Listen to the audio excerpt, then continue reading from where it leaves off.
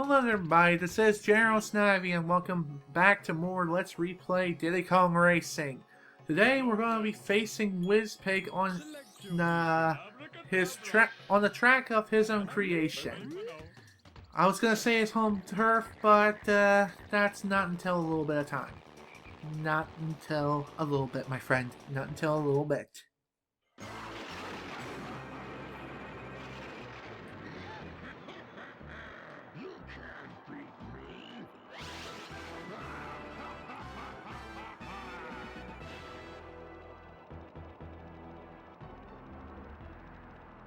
Oh boy, Wizpig, you freaking pig, you. I swear, I freaking hate you so much, it's unbelievable. But anyways, Wizpig, he is the final boss of this game and is the hardest boss to take on, and rightfully so. I mean, hello, he is the final freaking boss after all. Here's a fun fact for you. This is a different attempt altogether. I originally attempted to do this as Drumstick, but his handling is just not suited for this race whatsoever. Seriously, he just kept sliding on the very edge of these dang zippers over and over again. So I decided to say screw this and just gave up. I gave up on Drumstick and I decided to use someone else, like Timber. Timber is a mid-tier, well no, he's a mid-class character. Medium weight, good acceleration, good handling, and good speed. And wow, I can't believe how well I'm doing with Timber. I mean seriously, Drumstick was a desperate struggle. I mean literally, turning was a chore. Oh god. Stuck in the wall. That was not a good sign right there. Fun fact worth pointing out, using the green boost is absolutely imperative in order to win this dang race. Also, using someone like Timber, who is mid-class, is very, very highly recommended. Do not use a heavyweight character like Banjo, Krunch, or even Drumstick. It's just not worth the freaking blood, sweat, and tears. It seriously isn't. I mean seriously, it took me almost a half an hour just to get this dang far. But who cares? Race is finally over and the day is won. Sure, after you have your little seizure that lasted at least a frame or two. But with that, Wizpig is defeated, so now it's time to celebrate, time to have some fun.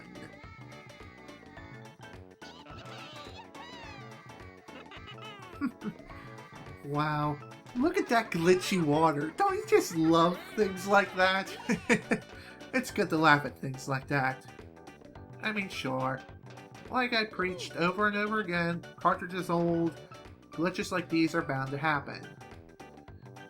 But all seems nice and peaceful, but... What the heck? Wizpig, what the hell are you doing here? Why are you behind the White House? What? The Lighthouse? Why are you even there? Oh great, he's not done. Not even close.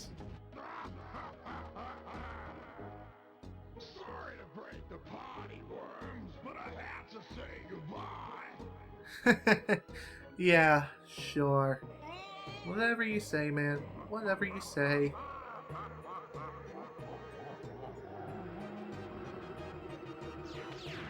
Ooh, poor Conqueror. He just got fried. Poor thing.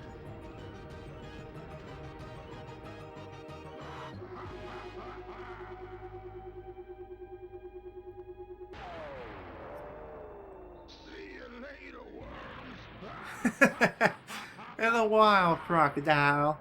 In a while, my friend. And there we go. After defeating Wizpig, we're greeted with the credits. Although, the credits will play again after we complete the hidden world, and that world is known as Future Funland. Oh boy, Future Funland.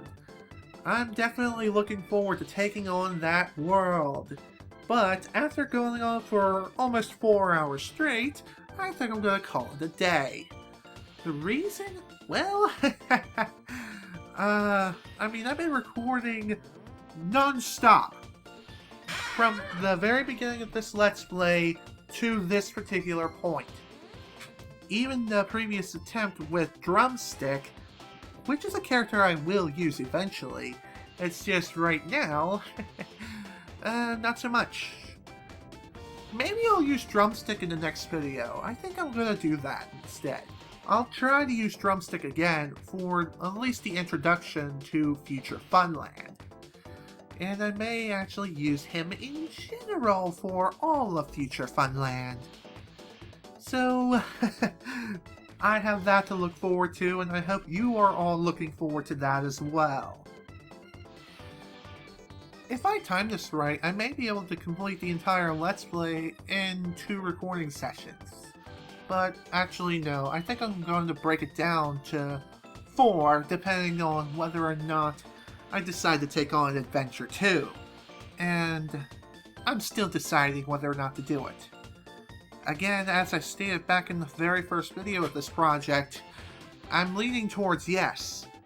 However, at the same time, I'm still weighing my options. Is it really worth it? That's debatable at best. But either way, that is still something I'm going to be thinking about, at least for the next couple of days. And for every time you beat the game, you will be given a magic code which you can enter in the options menu. In this case, every time you see a code, that'll be when you can enter it on screen, which I'll show in just a moment as soon as I get back to the title screen. Once you beat Wizpig, you will be taken back to the title screen after the ending sequence. Oops, wrong one. I meant to go here. Here is the options menu. In the options menu, you can select the language in which you want to play the game in, either English or French. I wish you had a Japanese option, but nope, that's not how it works. I think in the Japanese version you'll have an option between Japanese and Chinese, but don't quote me on that. Either way, here you can turn on subtitles for the cutscenes if you want them on or off. That's entirely up to you. Here are the audio options. Here you can change the audio options between stereo and mono, and also headphones, because headphones were a thing back in the day before surround sound became a thing. And sound effects, you can adjust sound effects and the music volume if you so desire. And finally, there's save options. Personally, I feel like save options are, in my personal opinion, the easiest way to manage data on a controller pack. And whenever I need to make room for any future games I play on the Nintendo 64, I come to this game and mess around with the data on the different games that I have here.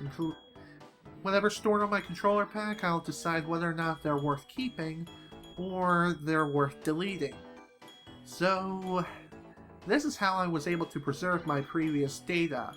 For the most part, yep, right here, and it's version B.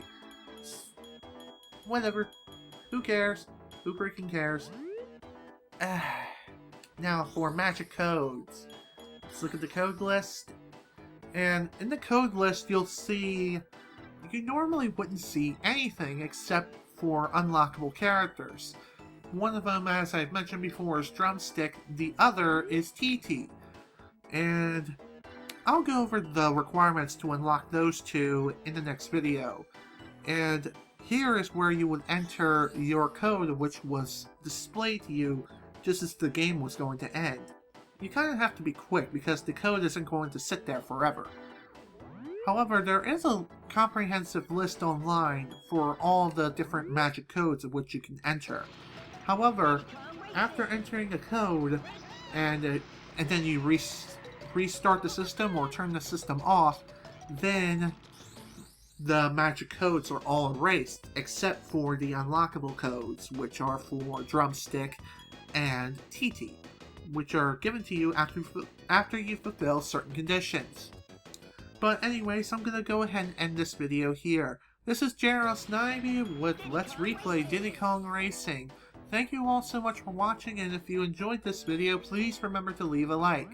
Next time, we're going to go and pursue Wizpig and his own courses. And we're going to be taking on the final world in the entire game, Future Funland. So, hope you're all looking forward to that, and I will see you all next time. So long, everyone.